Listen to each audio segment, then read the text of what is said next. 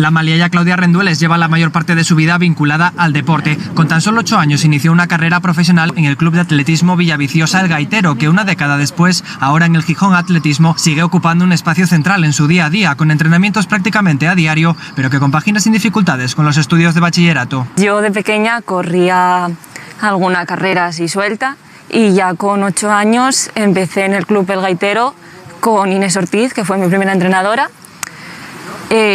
Luego seguí con Manolo y hace 3 años empecé con Nacho Lacarra. Me gustó, me decían que corría bien y pues acabé en él. Para llegar bien al campeonato pues tienes que entrenar y tienes que tener una preparación previa. En una semana normal sin carrera ni nada suelo entrenar unos 6 días. La preparación se adapta al tipo de competición que le espera, un trabajo físico importante pero también psicológico, al convertirse en fundamental el ser capaz de gestionar la presión. Tienes que andar a todo porque a lo mejor te hacen un cambio y tú tienes que seguirlo, o la carrera es lenta, tienes que saber gestionarlo muy bien en todo momento. Mejor yo creo que es cuando te ves bien en la carrera y dices, puedo hacerlo bien.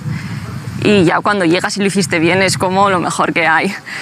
Y el peor a lo mejor cuando te ves encerrado en el grupo, que no sabes cómo salir, que te empiezas a comer la cabeza con las dudas de ¿y si me quedo aquí? Al final es ir a disfrutar, a dar lo mejor de uno mismo.